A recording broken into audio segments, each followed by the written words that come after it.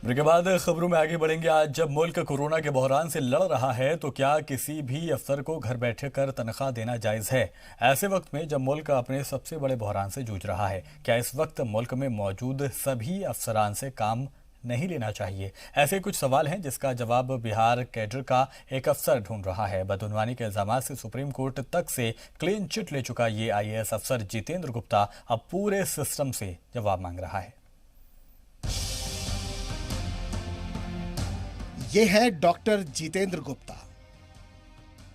वर्ष 2013 बैच के बिहार कैडर के IAS अधिकारी। इनकी सबसे बड़ी पहचान है ईमानदारी, और इस समय इनकी सबसे बड़ी परेशानी यह है कि ईमानदारी का न्यायिक प्रमाण पत्र होने के बाद भी सरकार और सिस्टम इन्हें प्रताड़ित कर रहा है। जितेंद्र गुप्ता के खिलाफ साजिश की शुरुआत वर्ष 2016 में हुई। उस वक्त वो बिहार के मोहनिया में अपनी सेवा दे रहे थे और ट्रांसपोर्ट माफियाओं के भ्रष्टाचार की चेन को तोड़ने में जुटे थे। इसी दौरान ट्रांसपोर्ट गिरोह ने जितेंद्र गुप्ता पर रिश्वत का आरोप लगाकर उन्हें बिहार की विजिलेंस टीम के हाथों गिरफ्तार करवा दिया।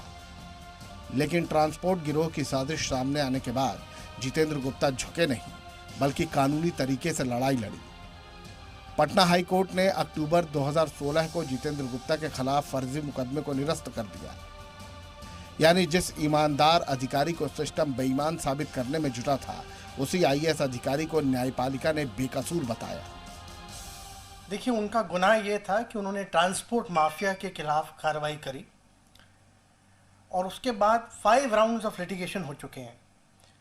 हर एक राउंड ऑफ लिटिगेशन में डॉक्टर गुप्ता की जीत हुई है।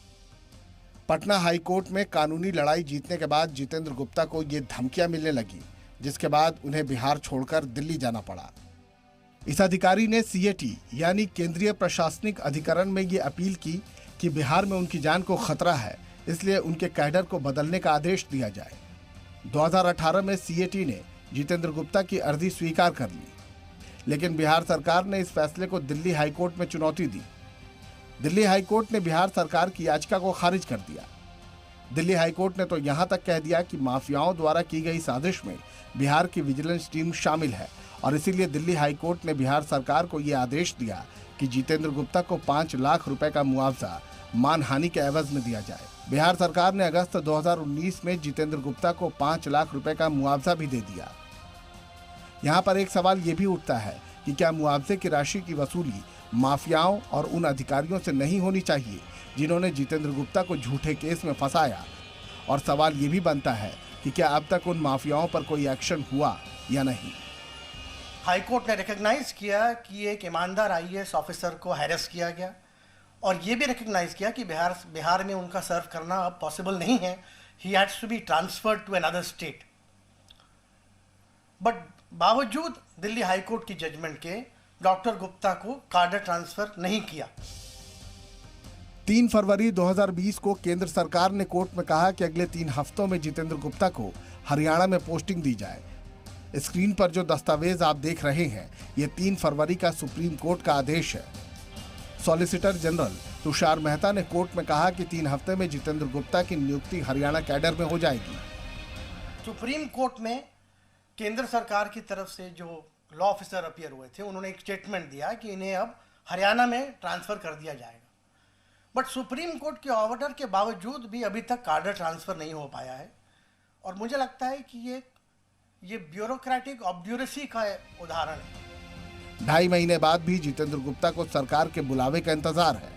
अब तक ना तो केंद्र सरकार और ना ही बिहार सरकार ने कोर्ट के आदेशों के अनुसार जितेंद्र गुप्ता की पोस्टिंग के संबंध में कोई फैसला लिया है। इस पूरे मामले में जी न्यूज ने बिहार सरकार का भी पक्ष जानने की कोशिश की, ईमेल भी भेजे, लेकिन कोई जवाब नहीं आया। बिहार काडर के IAS जितेंद्र गुप्ता के मामले में हमने कार्मिक मंत्रालय का पक्ष भी जानना चाहा।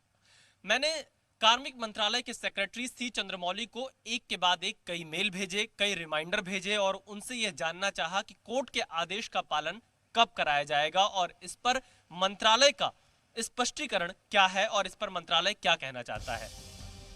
ऐसा नहीं है कि किसी IAS अफसर के खिलाफ ये पहली बार हो रहा है। हमने कुछ रिटायर्ड अधिकारियों से इस पर बात की। जी मीडिया ने जब 2004 से 2007 तक कैबिनेट सचिव रह चुके बीके चतुर्वेदी से इस केस पर बातचीत की तो उनका जवाब था, ये सही केस है जिसमें केंद्र सरकार दखल दे, सारे सबूतों को दोबारा देखे, कोर्ट के फैसले को देखे और युवा अफसर को न्याय मिले। हमने कई पूर्व आईएएस अफसरों से इस मामले पर बातचीत की। अगर ऑफिसर्स का मनोबल सरकार इतना गिरा देगी तो अफसर कैसे नौकरी कर पाएगा?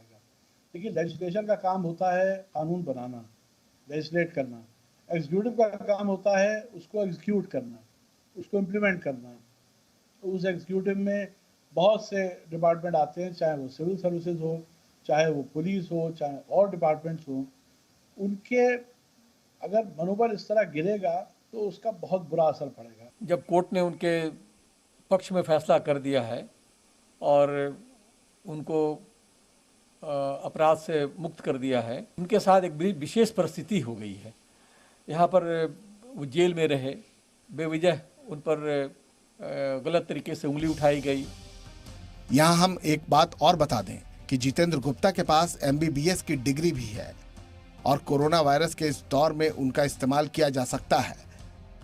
पिछले 15 महीनों में लगभग 15 लाख रुपए से भी ज्यादा सैलरी आईएएस जितेंद्र गुप्ता को सरकार दे चुकी है।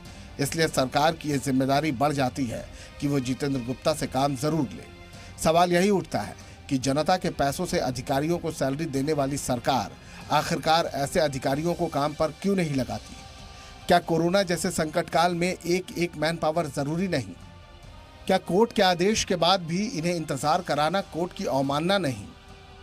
केंद्र सरकार के DOPT मंत्रालय को इस पर गंभीरता से विचार करना चाहिए ताकि ईमानदार अधिकारियों का मनोबल बढ़ा रहे। विशाल पांडे, जी मीडिया, दिल्ली।